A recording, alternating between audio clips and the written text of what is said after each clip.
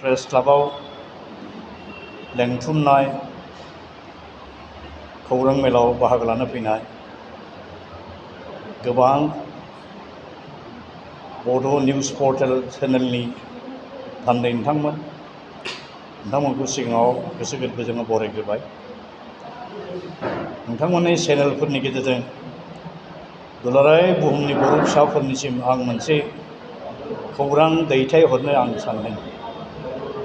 बे खौराङानो जाबाय आलादा बड'लेण्ड हादोरखौ जुदि फैगौ बोसोरबा 10 बोसोरनि गेजेराव जुदि जोङो गमामायैनो दानानै लानो हामाराब्ला बर' हारि हिसाबै बे बुहुमाव थांनानै थानो हानाया मस्थ' गोब्राब जानोसै। बिनि थाखायनो आथिखालनि गिथाव बाथाव गिलु बालु राजखान्थियारि बिथिंनिफ्राय जागायनानै मोनफ्रोमबो बिथिङाव जिबायदि गिथाव बाथाव सिटुएसन थासारि सोमजिबाय नुजाफैबाय, बे थासारियाव राहा गोमानानै बर'फोरनि गेजेरनि मोनबा आफाद Bodo' national students union, all India Bodo' people's national league for Bodoland statehood, Bodoland Janajati Suraksha मंच, बड' राइटार एकाडेमी आरो उदालगुरि जिल्लानि सिटिजेन्स राइट्स मुभमेन्ट कमिटिनिफ्राय आलादा हादरनि सोमावसारनायखौ भारतनि राजथावनि दिल्ली महानगरीयाव थानाय जन्तर मन्तराव आगष्टनि थांनाय 8 अक्ट'खालि मोनसे मेगा डेमनस्ट्रेशन दिन्थिहैनाय जाबाय। सारा दुनिया भारत गभर्नमेन्ट भारत हादर नाङैनो सुबुंफ्रा मिथिजोब्बाय आरो बे एखे दिनावनो भारतनि गाहाय मन्त्रि नरेन्द्र मोदी, नखर बिफाननि मन्त्रि अमित शाह, गोदानैसो देरहानाय सायख'जानाय भारतनि राष्ट्रपति द्रौपदी मुर्मु बिथांमोननो जों मोनबा आफादनि मोनसे जइन्ट मेम'रेन्डामखौ गथायहैनाय जाबाय। बेनि उनाव आथिखालनि सेन्ट्रेल गभर्नमेन्टनि सासे केबिनेट मन्त्रि रामदास आठवाले बिथांनोबो बे जइन्ट मेम'रेन्डामनि गांसे कपिखौ हैनाय जाबाय थांनाय 10 आगष्ट'खालि। आरो बिथांखौ जों खावलायदों जे आलादा बड'लेण्ड हादोर मोनाब्ला बर' हारिया बे आसामाव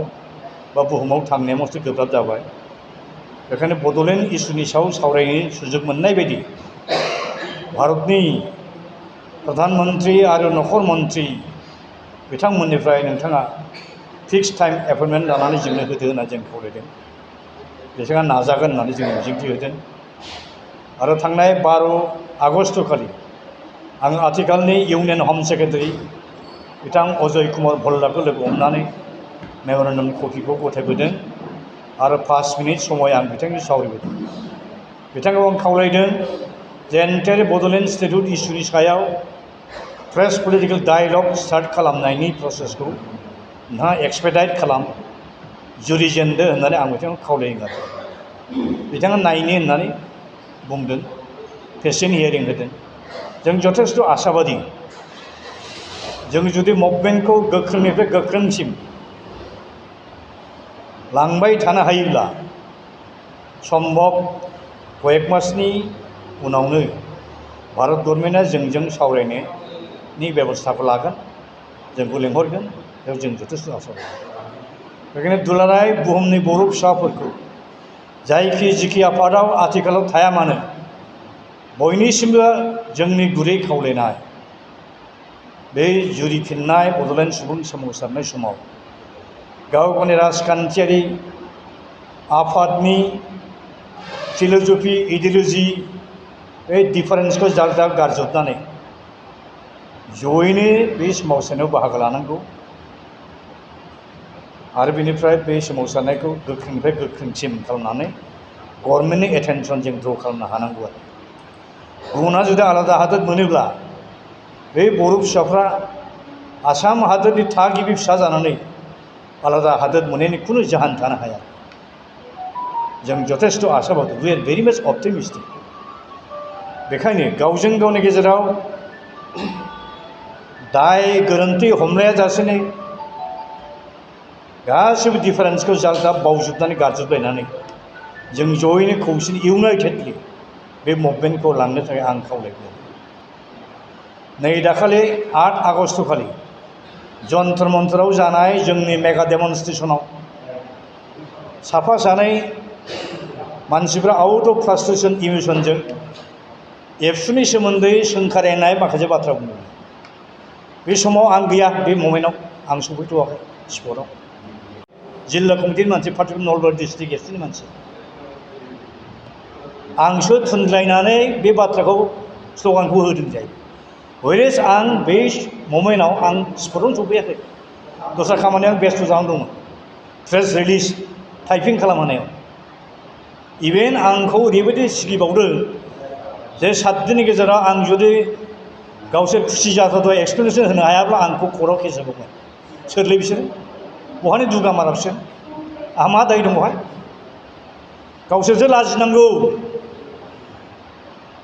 जे बिटिसिखौ बासायनो थाखाय जोंनि सुप्रिम कर्ट आरो गुवाहाटी हाइकर्टआव पिआइएल होनायखौ लानानै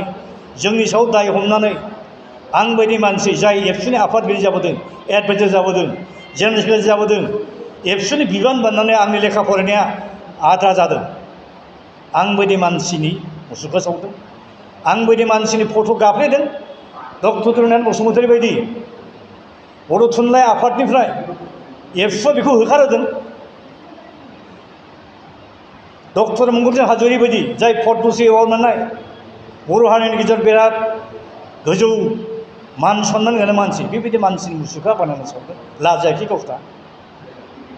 जोंथ' उल्था केस होनो हायोमोन जों गासिबो बिसोर सानस्लाबनो हायियाव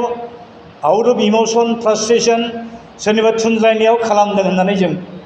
दस्रा गुबुन राहाजों लामा लादों नोंस्रा जे गोबां माखासे दाय दस गोरोन्थि मावफ्लांबाय रेक्टिफाइ खालाम इन्ट्रस्पेक्ट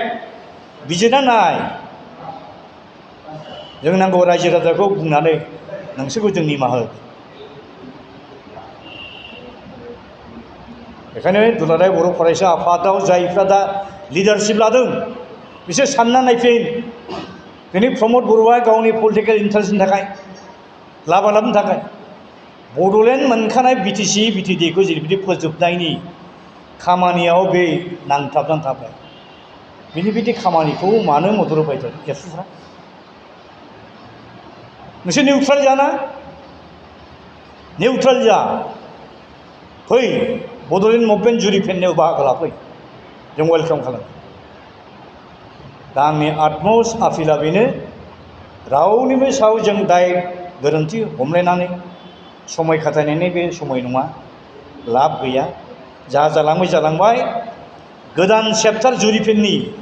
गोदान साननाय गोदान सान्थौ गोदान सानस्रि गोदान स्पिरिट गोदान स्ट्रेटेजिजों जों आवगायलाङो सेपारेट स्टेट अफ बड'लेण्डखौ फैगौ बोसोरबा 10 बोसोरनि गेजेराव जों आदाय खालामो आरो जों जयैनो खौसेनि इउनाइटेडलि जुदि जुजिलाङोब्ला हायोमा दं दा जोंनि दाबिया गासै मोनब्रै 1 नम्बर दाबिया आलादा बड'लेण्ड हादोर सोरजिनांगौ 2 नम्बर दाबिया कार्बि आंलंनि बर' कसारि नर्थ कसारिनि बर' कसारिफोरखौ सेटेल ट्राइब हिल्सनि स्टेटास थाबैनो होनांगौ बिएलटिजों एख' खालामनाय समाव 8 नम्बर दफाया बेखौ सोदोंमोन नाथाय 17 बोसोर बारलांसेयावबो बे दफाखौ दाबोनो मावफुंनाय जायाखै बेखायनो बे दफाखौ मावफुंनांगौ होननानै जों भारत गभर्नमेन्टनि खोथायाव नारसिनगासिनो आरो मोनसे दाबिया जाहैबाय जे साउथ बेंकआव बर' कसारि जे अट'नमास काउन्सिल दानानै होदों स्टेट एक्टनि आन्दाराव बेहा जेबो खामानि गैया पावार एन्ड फांसन गैया बेखायनो भारत संबिजितनि 6थि सेडुलखौ सोदांनानैब्लाबो बे बर' कसारि अट'नमास काउन्सिलखौ आपग्रेड खालामनांगौ ओमफ्राय कनस्टिटिउसननि सिङाव अट'नमास काउन्सिल हिसाबै स्टेटास जानांगौ बेखौ आपग्रेड होनांगौ आरो 4थि दाबिया जाबाय जोंनियाव बर'फोरनाव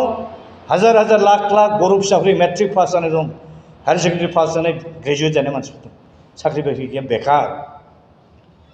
बे साख्रि बाख्रि मोनै बेखार सेंग्रा सिख्लाफोरखौ जाहाथे एंगेजमेंट होनो हायो बिनि थाखाय इन्डियान आर्मियाव सेपारेट मोनसे बड' रेजिमेन्ट खुलिनांगौ जेरै नागाफोरनि थाखाय नागा रेजिमेन्ट खुलिदों गरखाफोरनि थाखाय गरखा रेजिमेन्ट सिखफोरनि थाखाय सिख रेजिमेन्ट जाटफोरनि थाखाय जाट रेजिमेन्ट दा गुबुन गुबुन जाथिनि थाखाय जुदि सेपारेट रेजिमेन्ट जुदि खुलिनो हायोब्ला बर'फोरनि थाखाय मोनसे बड' रेजिमेन्ट खुलिनो हाया बे मोनब्रैयानो जाबाय जोंनि दाबि आरोखि बे मोनब्रै दाबिखौ जुदि जोङो गनाय होनानै लानो हायोब्ला बर' हारिया बुहुमाव गेरेमसा मोनसे मास्टार रेस हिसाबै थांना थानो हानाया अभ्यास जागोन आरोखि दा बेखिनि आपिलजोंनो आं दिनैनि खौरां मेलाव बुंनो गोनां बाथ्राखौ फोजोबबाय गोजोन्थों नोंथांनाव हान्थु सिं गोदोना आखाइ आखाइनि आसि सिंस्रि दाफोना सानाय आफादावनि सानाय आथिं मिजुनाय सानाय खर' जरा सानाय आथिं फारनैबो बोलो मोनै जानजि सानानै आथिङाव साहैनाय जायखिजाया गोजामनिफ्राय गोजाम सानाय जादोंब्ला नोंथांमोना जिंगासिनो नांला